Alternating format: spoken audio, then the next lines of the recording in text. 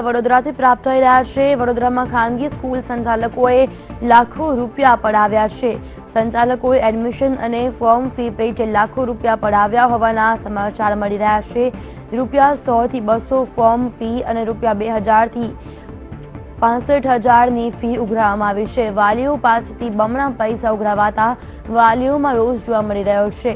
ફીના નામે પૈસા પડાવતા વાલીઓમાં જે રીતે રોષ ભભૂકી ઉઠ્યો છે। ખાનગી સ્કૂલ સંચાલકોએ જે રીતે લાખો રૂપિયા પડાવ્યા છે તેના કારણે વાલીઓ હવે તેનો વિરોધ કરી રહ્યા છે।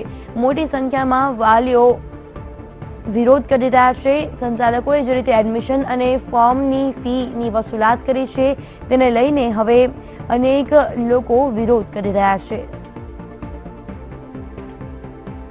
આજ મામલે સંવાદદાતા સંજય પાંગે જોડાઈ ગયા છે। સંજય, જે રીતે વડોદરા ખાતે શાળા સંચાલકોએ લાખો રૂપિયાની ફીની ઉઘરાવણી કરી છે ત્યારે વાલીઓનું શું કહેવું છે?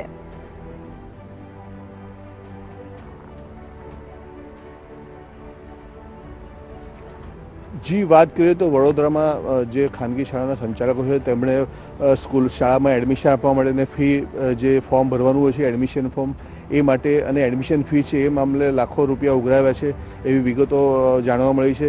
એટલે વાલીઓમાં રોષ જોવા મળ્યો છે। તેઓ પણ આ મામલે અંગે વારંવાર ડીઓને રજૂઆત કરી છે।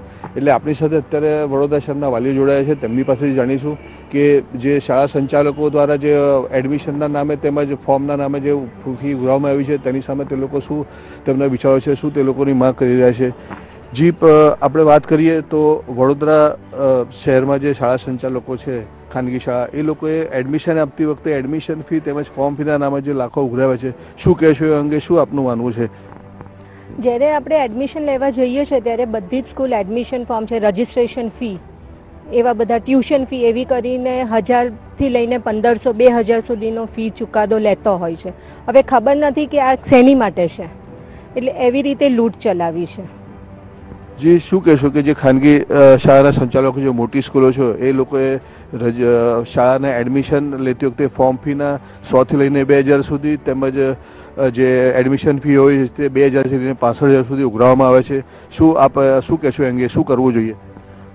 જેમ રાજ્ય સરકાર મોટી મોટી જાહેરાતો કરે છે, મોટા મોટા ઉપાડે ફ્લેક્સ બેનર આ બધું લગાવીને જાહેરાતો કરે છે, તો આ બાબતે વાલીઓએ પણ જાગવું છે અને વાલીઓએ પણ એમને પૂછવું છે કે આ ફી સાની તમે લો છો, પ્રવેશ ફી સાની હોય, એક ફોર્મ રૂપિયાનું ફોર્મ હોય છે એની ફી સાની હોય, એડમિશન ફી સાની હોય। બીજી વસ્તુ કે જે ફી આટલા મોટા પાયે લે છે આ લોકો, તો રાજ્ય સરકાર હમણાં કેમ જાગી, અત્યારે કેમ જાગી? અને ટોટલી જોવા જઈએ ગુજરાતમાં બીજેપીનું શાસન છેલ્લા 25-30 વર્ષથી છે, તો અત્યારે કેમ ભાજપ શાસન જાગ્યું છે? અને આ જેટલી પણ શાળાઓ છે જાણવા માહિતી મુજબ કે ટોટલ ભાજપના જ રાજમાં ભાજપના જ કોર્પોરેટરો, અધિકારીઓ અને જે ભાજપમાં જોડાયેલા છે એ લોકોની શાળાઓ છે। તો આ બાબતે ભાજપ સરકાર અત્યારે કેમ જાગી? અત્યારે જે ફીનું આ માળખું આવ્યું છે એ ફીનું માળખું બનશે કે નહીં એ પણ એક દુવિધાનો વિષય છે। કેમ કે એક ઇંગ્લિશમાં આઠડો આવે છે કે આમથી ફરીને આમ આવે એટલે ત્યાં જ આઠડો પૂરો થાય, ઇંગ્લિશનો આઠડો। એ રીતના સરકાર અત્યારે કામ કરી રહી છે, વાલીઓને ગુમરાહ કરી રહી છે। પરંતુ આ વખતે વાલીઓ જંપવાના નથી, રોડ પર આવવાનું થાય, રસ્તા પર આવવાનું થાય, આંદોલન કરીને રહીશું અને આ ફી વધારો જે છે પાછો ખેંચાઈશું અને આ જે નાની નાની ફી પણ લે છે સ્ટાર્ટિંગમાં એ પણ અમે બંધ કરાવવા જંપીશું। જી, વાત કરીએ તો જે સમિતિ બનાવવી છે એમાં વાલીઓને સ્થાન મળવું જોઈએ, કેવી રીતનું એ આયોજન કરવું જોઈએ? અત્યારે જે સમિતિ બનાવી છે એ પેરેન્ટ્સને લઈને નથી બનાવી, એ ફક્ત ને ફક્ત ફાયદા માટે બનાવી છે। જે સ્કૂલ 5-5 સ્કૂલ ધરાવે છે એવા લોકોને કમિટીમાં રાખવામાં આવ્યા છે ને જાણવા મળ્યું છે કે આ જ સમિતિ ખર્ચો બતાવશે કે કઈ સ્કૂલ કેટલો ખર્ચો કરે છે। એટલે તમે જાણી શકો છો કે એ સ્કૂલ વધારે જ ખર્ચો બતાવવાની છે, એટલે 15,000, 25,000, 27,000 એ ફક્ત ને ફક્ત ગુમરાહ કર્યો છે। એવો કોઈ સ્લેબ આવવાનો નથી અને ફીસ તો જે લે છે એવી જ એ લોકો લેવાના છે। એટલે આની અંદર વાલીઓનો પ્રોબ્લેમ છે અને વાલી જ નથી। અને આજે સ્ટેટમેન્ટ આપવામાં આવ્યું છે કે અમે વાલીઓના વાલી છે। હવે જાણી શકો છો કે વાલીઓના વાલી કોના ફાયદા માટેની વાત કરે છે। અને બરોડામાં જાણી શકો છો કે 1-2 સ્કૂલ એવી છે જેની ઉપર પૂરેપૂરે કયા પોલિટિકલ પાર્ટીનો હાથ છે, એ પોલિટિકલ પાર્ટી એમને સાચવે છે અને એના લીધે બધા પેરેન્ટ્સને સફર કરવું પડે છે। અને અમે વાલીઓ હવે શાંત નથી બેસવાના, અમે આંદોલન કરીશું જો અમને ન્યાય નહીં મળે। જી, કહેશો કે જે શાળાઓમાં જે ફી વધારો અન્ય નામે લેવામાં આવે છે અંગે શું વિરોધ શું છે આપનો, શું માગણી છે? અમારે વધારે પડતી તો માંગણી એ જ છે કે જે રેગ્યુલર તમે જે ભણાવો છો એની ફી લો।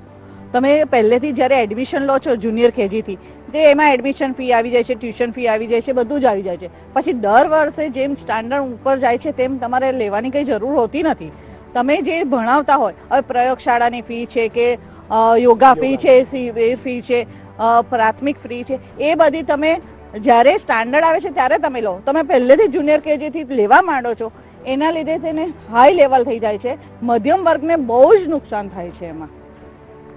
શું કહેશો તમે કે જે શાળા સંચાલકો દ્વારા જે ફી લેવામાં આવે છે એમાં કઈ રીતનું ધોરાધોરણ હોવું જોઈએ? ધારાધોરણમાં એટલે એવરી યર આ લોકો જે 8-9 હજારનો સ્લેબ જે વધારે છે, હવે ખોટો છે. ફેસિલિટી કોઈ જાતની આપતા નથી. એ લોકો યોગાના ક્લાસ કહે છે કે આ વોટ એવર કશું જ આપતા નથી અને એક્સ્ટ્રા ખોટા પૈસા આવી રીતના ઉઘરાવે છે. બસ એ જ કહેવાનું. જી, જોયું આપણે કે વડોદરાના વાલીઓ છે તે શાળાઓ દ્વારા જે ઉઘરાવવામાં આવે છે વધારાની ફી, ઇતર ફી ઉઘરાવવામાં આવે છે, એમાં એડમિશન ફી તેમજ ફોર્મ ફીના નામે જે વધારાના પૈસા ઉઘરાવવામાં આવે છે તે અંગે વિરોધ પ્રદર્શન કરી રહ્યા છે અને તે લોકો આક્રમક આંદોલન કરીને આ અંગે લડત કરવાનો નિર્ધાર કર્યો છે અને આગામી દિવસોમાં વધુ આંદોલન તેજ બનશે એમ લાગી રહ્યું છે. જી સંજય, આભાર તમામ માહિતી આપવા બદલ.